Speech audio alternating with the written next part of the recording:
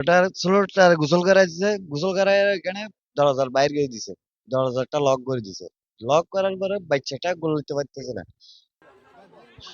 ফটিকছড়িতে হাসান টাওয়ারে ঘটে যাওয়া এই মর্মান্তিক ঘটনা এখন অবস্থান করছে সাততলায় বিশিষ্ট যে তাদের যে কক্ষটি রয়েছে সেটা কক্ষর মধ্যে, যে কক্ষ থেকে তার নানি এবং তার মা দুজনে কিন্তু বসবাস করতো বিগত 2 বছর যাবত ধরে।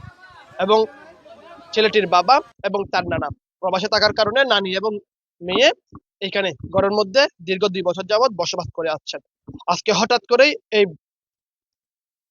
ছাদের রেলিং রয়েছে, রেলিং এর উপর যে ফাইভ রয়েছে, ফাইভের উপর দাঁড়িয়ে ঠিক এখান থেকে ঠিক পিছলে পড়ে নিচে ঘটনাস্থলে 3 বছরের শিশুর মৃত্যু হয়েছে।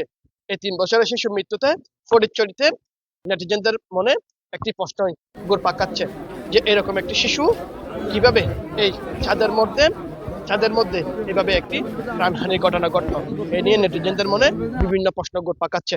এবং এই নিয়ে একটি আপনাদেরকে একটু জানা দিতে চাই যে মালিক কর্তৃপক্ষ রয়েছেন, তাদের যে একটি এখানে কক্ষ ভাড়া দেওয়া হয়েছে, রুম ভাড়া দেওয়া হয়েছে, তার এখানে যে একটি অবশিষ্ট যে ফাইভ রয়েছে, ফাইভের যে দাঁড়িয়ে শিশুটির কিন্তু মর্মান্তিক মৃত্যু হয়েছে। যদি এখানে ওয়ালটি যেটি রয়েছে সেটি যদি আরেকটু যদি উপর হতাম বা এই ধরনের মর্মান্তিক ঘটনা থেকে হয়তো রেহাই পেতাম।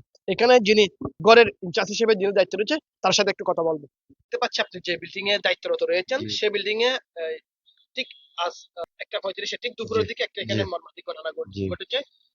কি মনে করছেন বা এখানে যেটা দায়িত্বরত রয়েছেন? উনি ছেলেটা বড়টার ষোলোটার গোসল করাইছে, গোসল করায় এখানে দরজার বাইরে গিয়ে দিছে, দরজাটা লক করে দিছে। লক করার পরে বাচ্চাটা গলতে পারতেছে না। বড়টা গোসল করার দেওয়ার পরে দেখতেছে ছেলেটা বাইরে পড়ে গেছে। উনি গায়ের খবর বলছি, বাচ্চা পড়ে গেছে।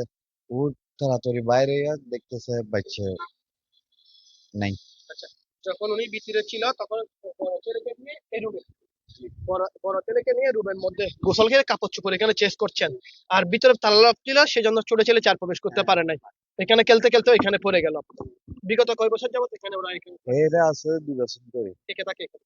উনি মা তাকে, উনি তাকে, নাতিন নাতনি লয়ে তাকে আর কি। আচ্ছা, ওনার মা, মেয়ে এবং হ্যাঁ, নাতিদের জি নিয়ে এখানে জি। থাকে। আচ্ছা, ওইখানে ওদের স্বামী বা মেয়েটির বাপ নাই? উনি স্বামীও বাইরে আর বাপও বাইরে। বলা যায় মেয়ের বাপও বাইরে, স্বামীও বাইরে। স্বামীও সেই জন্য বাইরে। মা মেয়ে এখানে, নাতিদের হ্যাঁ, নিয়ে এখানে, ছেলে এখানে থাকে, সন্তানদের নিয়ে এখানে এখানে বসবাস থাকে। করছেন। জি। আচ্ছা, পুলিশ আসছে এখানে তদন্ত করে নিয়ে হ্যাঁ, গেছে। নিয়ে গেছে, পুলিশ তদন্ত করে নিয়ে গেছে।